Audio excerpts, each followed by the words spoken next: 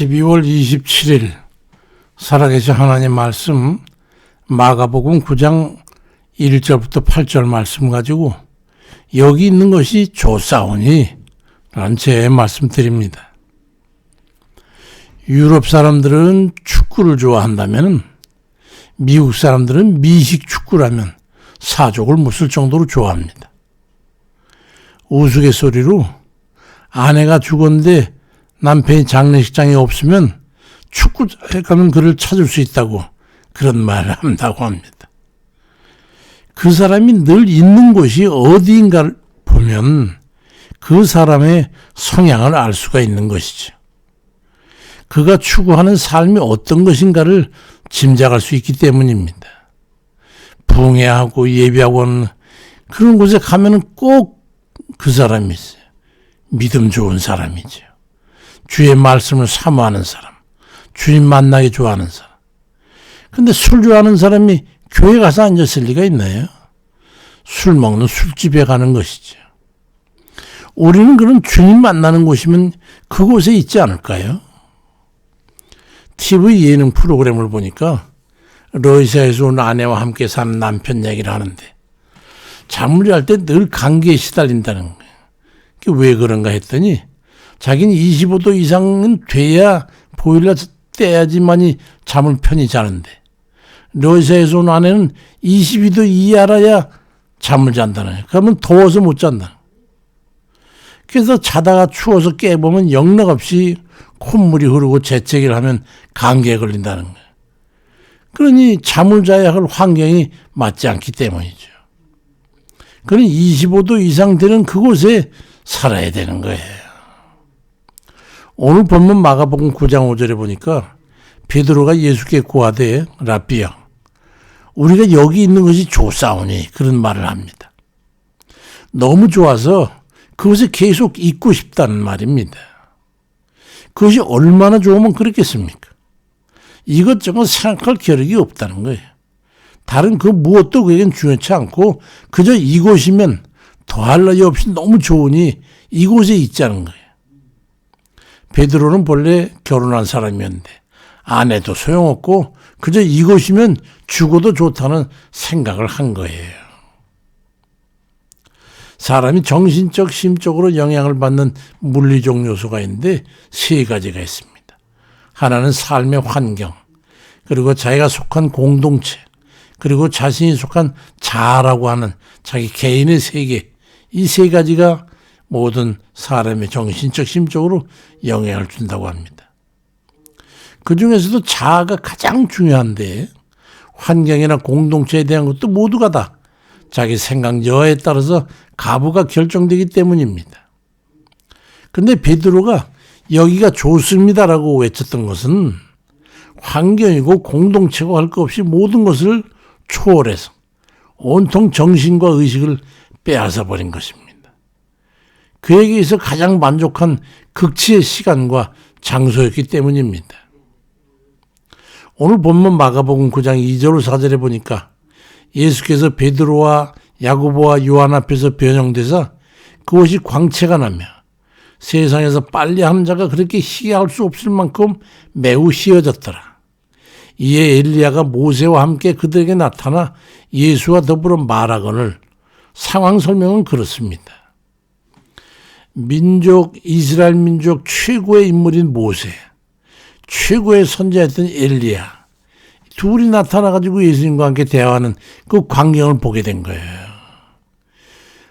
평생 아니 그 이생이라도 도저히 잊을 수 없는 그런 놀라운 광경을 접하게 된 거죠. 이제 죽어도 여한이 없다고 할 만큼 영적 체험이 됐던 거예요. 주님께서 제자들에게 영적인 세계를 보여주신 이유가 있습니다. 이 사건은 예수님께서 십자가 지시기 며칠 앞둔 시기였는데 그러한 상황을 앞두고 그런 극적인 체험을 하게 되신 데는 이유가 있어요. 그 체험으로 제자들이 죽어도 여한이 없을 만큼 담대한 신앙을 얻게 됐던 겁니다. 십자가 죽음 정도? 그건 이제 아무것도 아니에요. 지금 당장 죽어도 여한이 없다는 거예요. 지금 보고 있고 경험하고 있는 이 놀라운 상황이 장차 얻게 될 영광된 삶을 보는 것이기 때문에 현실 속에서 겪게 될 그런 어려움이나 고난 같은 그런 건 그들에게 있어서 아무것도 아니게 된 거예요. 그렇게 해서 예수님의 십자가 고난과 역경을 오늘의 이 영광된 경험을 통해 견디라는 것이죠. 주님 뜻은 그거예요. 저 또한 1987년 3월에 주님을 만나뵌 사건, 그 이후, 그리고 그 후에 몇십 년이 흐른 산에 있는 기도처에서 경험한 두 번의 환상, 그걸 인해 가지고 우리 부부로 하여금 천국 우선의 삶으로 전환하는 계기가 됐어요. 세상 끝에 낙이 없다. 오직 거기는 가야 된다고 하는 결단과 결심을 하게 됐던 계기가 됐죠. 사도 바울 또한 다메섹 도상에서 영적 체험을 한 후에 그는 순교하는 날까지 간 곳곳마다 자기의 그때 겪었던 그 경험을 간증하면서 자기의 신앙을 지켜낼 수가 있었던 겁니다. 영원한 세계를 실제로 체험하면서 이제 죽어도 좋다. 언제 죽어도 좋다는 생각을 하게 된 거예요.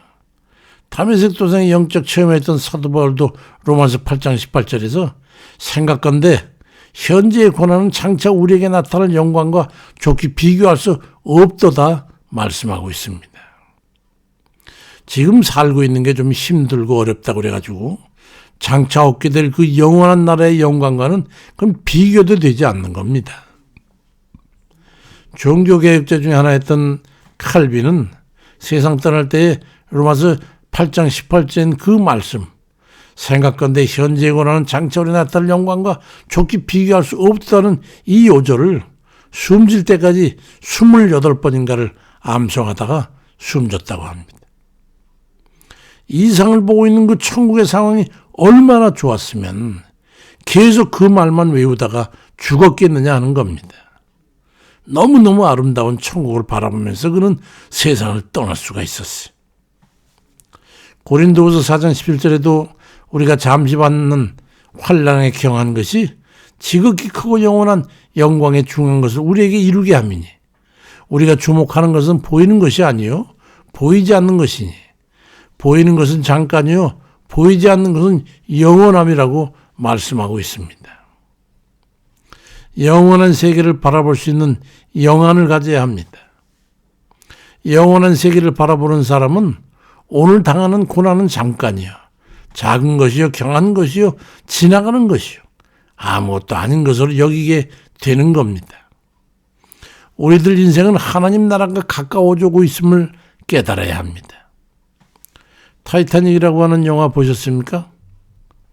그 영화의 그 주작을 부른 그 가수가 소위 말하는 은하계 최고의 보이스라고 하는 셀린 디온이라고 하는 여자입니다.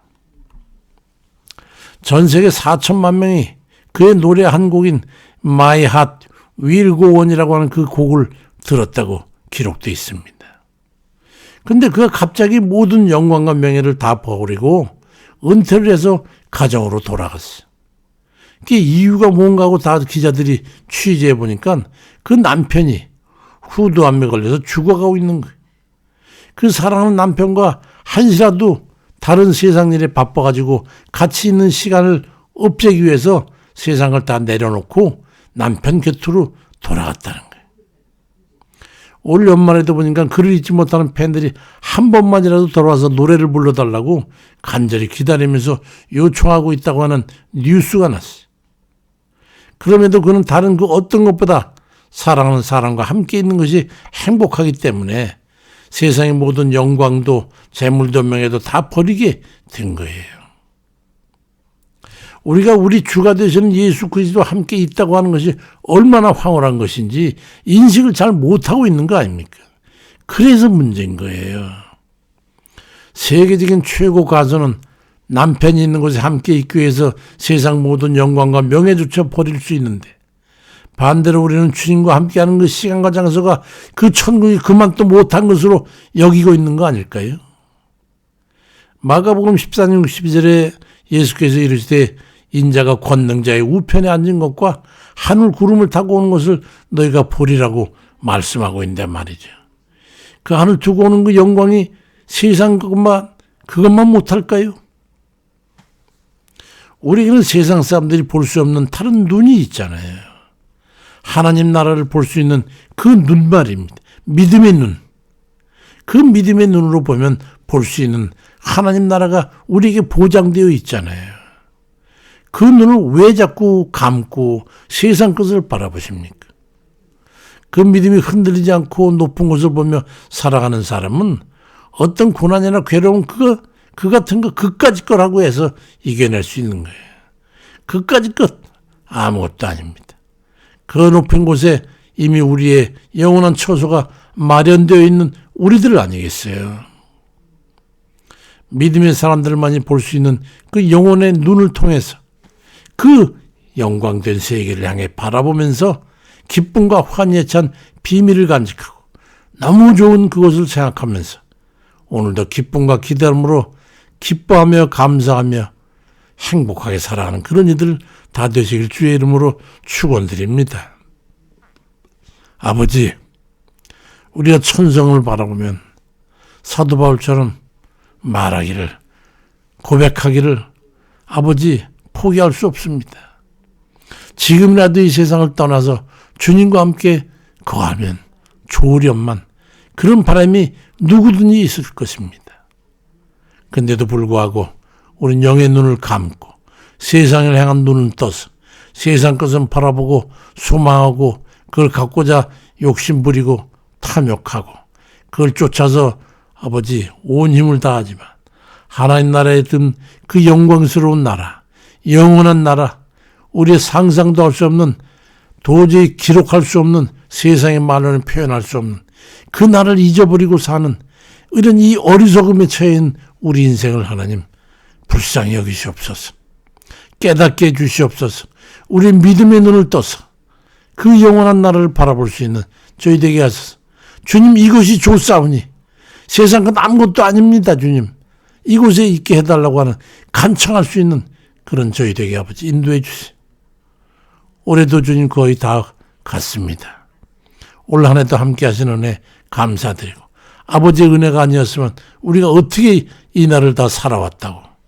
아직도 세상에 연연해서 하나님 것은 주님 뒷전으로 던져버리고 세상 걸 향해서 온갖 모든 것 다 그 다 온 집 전심전력해서 투자하면서 하나님께는 아무것도 마음도 뜻도 소망도 바람도 짐점도 애착도 없는 그런 소홀한 삶이 오늘도 우리에게 있는 것이 아닌지 우리 자신을 돌아볼 수 있도록 그 믿음으로 구원을 얻겠냐고 주님께서 우리에게 말씀하시면 아무 할 말도 없는 그런 할 일 없는 우리 인생 되지 않도록 하나님 도와주옵소서. 그 삶을 하나님께서 보시는 영원한 나라 그 삶을 향해서 열심히 달릴 수 있는 그런 믿음의 백성 다 되도록 아버지 인도해 주시오. 오직 주님만 의지합니다. 우리의 처한 모든 상황, 모든 이런 일들이 너무도 좀 혼란스럽고 괴로운 가운데 있습니다.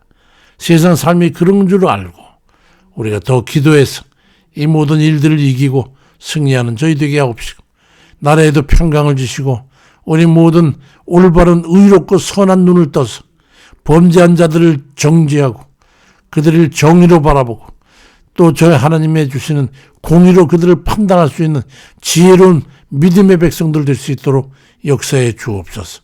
세상의 헛된 소문들을 듣고 의로운 자를 정죄하지 않도록 도우시고 아버지 전과 滅법이며 범죄로 가득 찬 이리저리 거짓과 사기만 치는 백성들을 정말로 아버지 경홀히 여기는 그런 우스꽝스럽지도 않은 그런 인간을 바로 판단할 수 없는 그런 저희라면 아버지 이 일을 어찌하면 좋습니까? 아버지 우리가 옳고 바른 광명한 그 나라를 바라볼 수 있고 의롭고 선한 그 나라를 바라볼 수 있는 그런 제 믿음의 눈을 뜨게 도와주옵소서. 예수 그리스도의 이름으로 기도드립니다. 아멘입니다.